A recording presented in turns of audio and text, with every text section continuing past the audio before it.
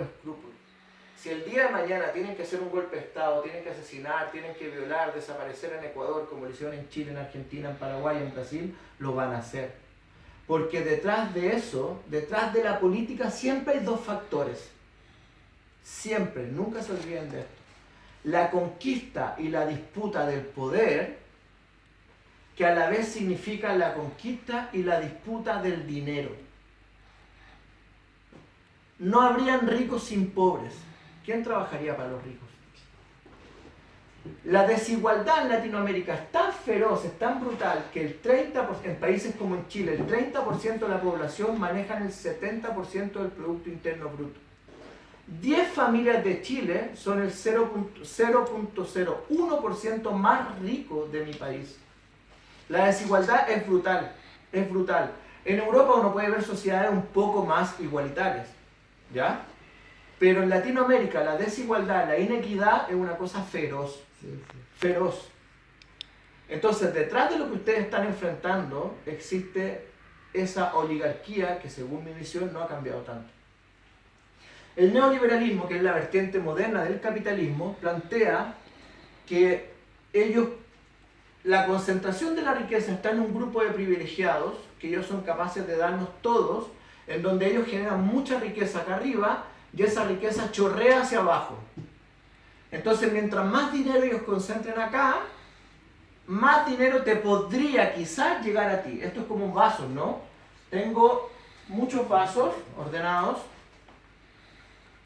Tengo 3 vasos acá abajo, tengo 2 vasos acá arriba y tengo un vaso arriba. ¿Ya? Acá. Este es el súper rico. Si yo le pongo agua acá, lleno de agua, va a chorrear a estos dos. Lo que le caiga a estos dos y sobre estos dos va a caer a estos 4. ¿Cuál es el problema? Que lo que queda aquí no chorrea hacia abajo. Y si chorrea, chorrea muy poco. Entonces las grandes riquezas no comparten, no son capaces de tener una regulación de mercado. ¿Qué pasó en Ecuador? Después de 10 años de inestabilidad económica, de inestabilidad política, de crisis, en donde tuvieron más de 11 presidentes de la República desde el año 1996 al 2006, aparece un joven economista que estudió en Estados Unidos y estudió en Bélgica, que no venía de la formación marxista tradicional, y dice: yo quiero ser presidente del Ecuador. Habiendo sido ministro de Economía, se enfrenta al FMI, hace 2 cosas muy terribles a Rafael Correa para la oligarquía, lo cual le significa el odio tremendo de la oligarquía ecuatoriana. 2 cosas. Primero, él dice: yo no voy a firmar el acuerdo con el FMI nos está extorsionando, nos está destruyendo. Antes de ser presidente. Antes, era ministro de Economía. Sí. ¿Ya? Y 2, hace algo que nos parece muy razonable, pero que para ellos fue un agravio, que es decir: yo voy a nombrar que el presidente de Petroamazonas no sea un norteamericano, sino que sea un ecuatoriano. Lo llama el presidente y le dice: tú no puedes hacer eso, chao. Y ahí nace la carrera política de Rafael Correa, y él dice: yo voy a ser candidato presidencial a sur. Creo que tenía 41 años.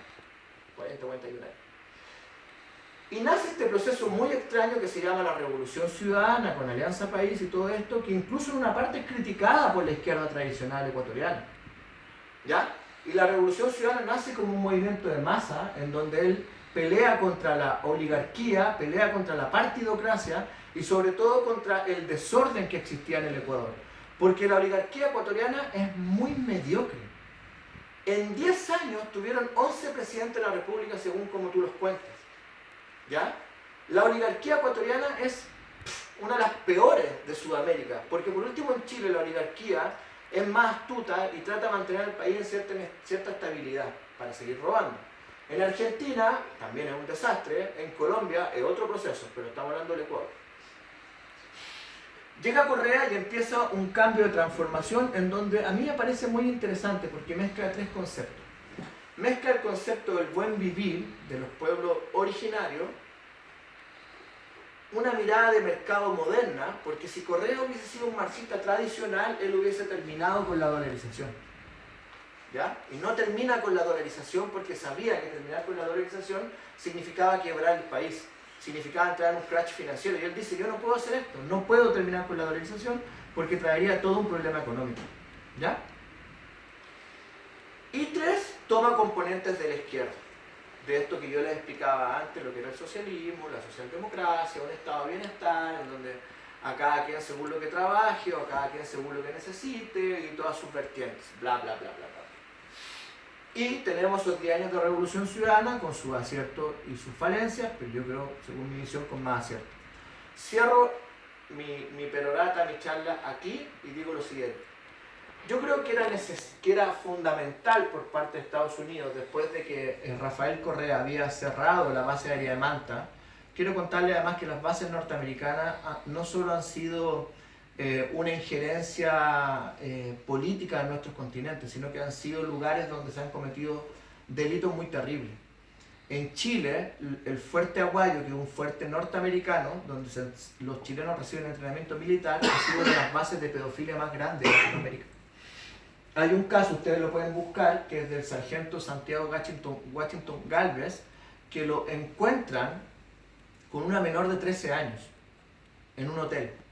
Se le denuncia y cuando a él lo van a sacar, lo va a arrestar la policía chilena, dice no, yo soy soldado norteamericano, la policía chilena lo suelta y lo entrega al barco norteamericano.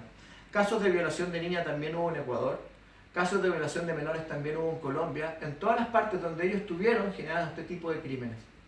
Y el tráfico de drogas. Las bases norteamericanas sirvieron para traficar drogas. La DEA, más que combatir la droga, era un cartel que regulaba la producción de droga y el mercado de droga a través de su injerencia, de su participación. ¿Ya? Correa saca a los gringos de la base aérea de Manta, asila a Julian Assange en la embajada de Londres en Ecuador y se mete sin querer queriendo, un país chiquitito, no quiero ofenderlo, pero Ecuador es un país pequeño, no tiene ninguna importancia geopolítica, o sea, tiene mucho más importancia geopolítica Venezuela o Colombia por sus recursos naturales o Brasil, y se mete, ¡pum!, en el centro del mundo. Y los gringos dicen, te la ganaste Correa, te la vamos a perseguir hasta tus últimos días. Había que sacar a Correa, había que traicionarlo, tenían que mostrarlo, tratar de hacer toda una campaña del terror en contra de él. Yo tengo la teoría porque el socialismo democrático que implementa Correa en Ecuador era mucho más moderado y eficiente y efectivo que lo que estaba pasando en otras partes de Latinoamérica.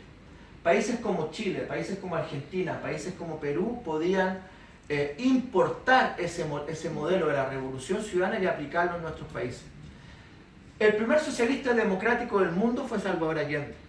En la lógica de la Guerra Fría, en donde solo tú podías ser comunista o comunista real o capitalista real, nace la tercera vertiente de Salvador Allende, en donde él dice no, se puede llegar al socialismo por la vía democrática.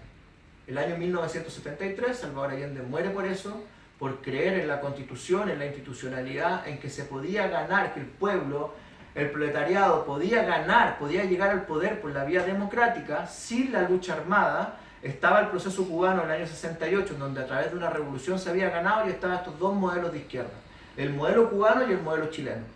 Salvador Allende muere, desde mi punto de vista asesinado, porque nadie se levanta en la mañana diciendo me quiero suicidar porque sí.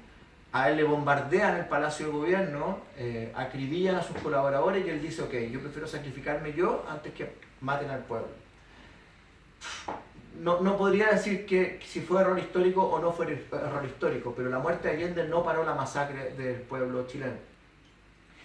Y tanto Chávez, Lula, Evo, Cristina, Lugo se basan un poco en lo que había pasado el año 73 con esta visión del socialismo democrático para implementar en sus países la conquista de las fuerzas progresistas de la izquierda, aunque fuera moderada, a través de la vía democrática. Lo que estamos viviendo hoy día es un restablecimiento de la oligarquía que no va a perder ningún tipo de estímulo ni capacidades para derrotarnos.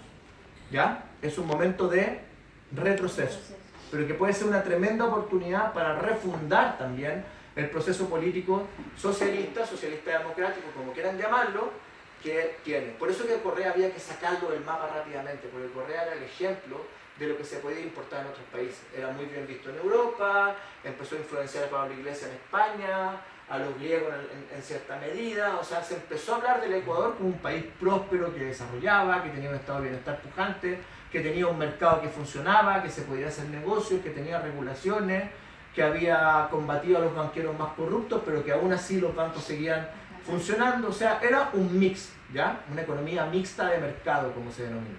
Social de mercado, donde tú tienes un estado de bienestar, pero también existe el mercado. Según mi visión, podemos discutirlo, a Correa había que sacarlo del mapa porque era el mejor ejemplo para otros países y sobre todo para Sudamérica. Gracias.